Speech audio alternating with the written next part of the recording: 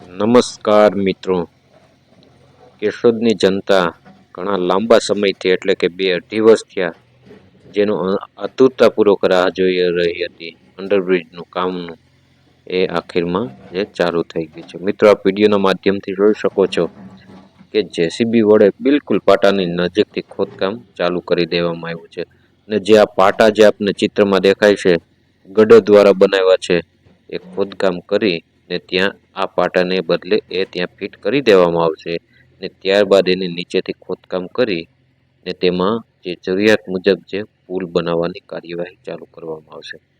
તો મિત્રો, હવે બહુ આપણે રાહ જોવાની જરૂર નથી. જો અત્યારે પૂરજોશથી આપણા કેશોદ વાસીઓ માટે રાહતના સમાચાર કહી શકાય કે કામ છે એ ચાલુ થઈ ગયું છે. ગડરનું જે આ પાટા છે એ પણ બિલકુલ બની ગયા છે ને બિલકુલ આપ જોશો કે પાટાની બાજુમાં છે ખોદકામ કરી એના એન્જિનિયરો માથે છે. આ બધું એની દેખરેખ નીચે જે કામ ચાલી રહ્યું છે. મિત્રો, ઘણા લાંબા સમય થયા કેશોદવાસીઓને એટલે કે 8-10 ગામડા જે કેશોદના પાટાની આ બાજુ એટલે પશ્ચિમ બાજુ વસવાટ કરે છે. એમ કે ઘણી બધી સોસાયટીઓ લગભગ અડધું કેશોદ થઈ જાય એટલો આ જે પશ્ચિમ બાજુનો વિસ્તાર છે ત્યાંના લોકોનો છે ઘણા લાંબા સમયથી જે સમસ્યા થતી હતી.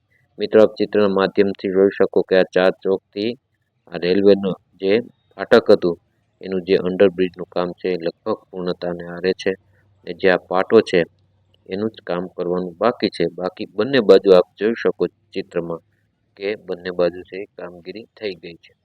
અત્યારે આપ જોઈ શકો કે કેશોદવાસીઓ માટે ખુશીના સમાચાર હોવાથી ઘણા બધા લોકો છે એને નિહાળવા માટે આવી રહ્યા છે.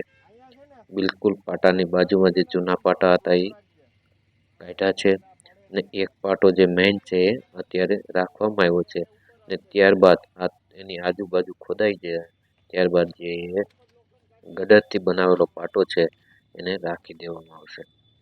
મિત્રો, આ તમે જો સુંદર મજાનું પુલ છે એ બની ગયું છે. ઉપર જે પકાવવા માટે પાણી પણ ભરેલું છે અને જેસીબી દ્વારા પૂરજોશથી એને બાજુમાં ખોદવાની કામગીરી ચાલુ છે. મિત્રો, તો આપણા માટે રાહતના સમાચાર કહેવાય કે કેશોદવાસીઓએ ઘણા લાંબા સમય સુધી આ સમસ્યા વેઠી છે. મિત્રો, જો આપણે કેશોદ બાજુનો જે છે પાટો એનું દ્રશ્ય છે, એની સામે જે પુલ મોટા મોટા બનાવવામાં આવ્યા છે જે આ લોકો ખોદે છે જેસીબી દ્વારા ને ત્યાં જે ગડરનો જે આ પાટો આપને દેખાય છે એ ફિટ કરી ને તેની નીચે છે આ રાખવામાં આવશે. જો હું તમને આ પુલ બતાવું છું કે વિશાળકાય પુલ જે મોટા મોટા બનાવવામાં આવ્યા છે જ્યાં અત્યારે જેસીબીનું ખોદકામ ચાલુ છે ત્યાં બહારથી ક્રેન આવી એને ધક્કા દ્વારા ત્યાં એને પહોંચાડવામાં આવશે. મિત્રો, જો આ બાજુનો પણ જે ફુવારા ચોક બાજુનો રસ્તો છે એ પણ લગભગ પૂર્ણતાના આરે છે. આ જે થોડુંક ખોદાઈ જાય ત્યારબાદ આ રસ્તો આગળ વધશે. ના 1, 2 અને 3 જે મોટા મોટા જે અંડરબ્રિજ માટેના જે પુલિયા બનાવવામાં આવ્યા છે એમને ત્યાં આ લોકો જે જેસીબી દ્વારા અત્યારે ખોદકામ ચાલુ છે એ જગ્યાએ જે આ ગડર લગાડી ને પછી ત્યાં એને બેસાડવામાં આવશે અને અંદરનું જે બી ખોદકામ કરવાનું હશે કરશે ને ત્યારબાદ ક્રેન દ્વારા આને ત્યાં મૂકવામાં આવશે. તો મિત્રો, આપણા માટે રાહતના સમાચાર કહી શકાય કેમ કે અત્યાર સુધી ખૂબ લોકોએ જે યાતનાઓ ભોગવી છે ચોમાસામાં સિઝનમાં ખૂબ લોકો છે દુઃખી થયા છે. એક મેઘના સોસાયટીથી નીચેથી આપણે રેલવે અંડરબ્રિજ નીચે એક પુલિયું નાનું છે એ પણ ચોમાસાના સમયે ભરાઈ જતું એટલે ત્યાંથી લોકો ન જઈ શકતા. બીજું જવા માટે કેશોદ 4 ચોક બાજુ જવા માટેનો રસ્તો ઉતાવળી નદીને કિનારેથી હતો ત્યાંથી પણ ન જઈ શકાતું એટલે ફરજિયાત લોકોએ એરપોર્ટ રોડ ફરીને જવું પડતું.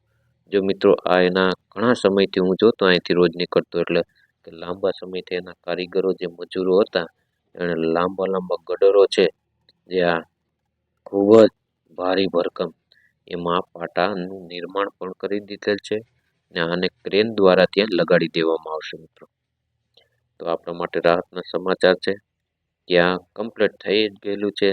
જેવી રીતના ખોદાય ને એની ક્રેન આવે એટલે આ પાટાને ત્યાં લગાડવાની કામગીરી ચાલુ થશે એટલે ટ્રેન આના ઉપર થઈને પસાર થશે ત્યારબાદ નીચે જે બી પુલ લગાડવાનું હોય, જે બી કામ કરવું હોય એ આસાનીથી થઈ શકશે અને ટ્રેન વ્યવહાર પણ ખોરવાય નહીં એના માટેની આ સુંદર મજાની વ્યવસ્થા છે. મિત્રો, આપ તમને રસ્તો દેખાય છે જુનાગઢ વાળો છે, ટ્રેનનો પાટો. આ ગટર બનાવેલું છે લગભગ 1-1.5 મહિના. તે મજૂરો હતા, હું રોજ નીકળતો ત્યાંથી એટલે એ જોતો. ને અત્યારે પૂર જોશથી જ્યાં જેસીબી લઈ બિલકુલ પાટાની બાજુમાં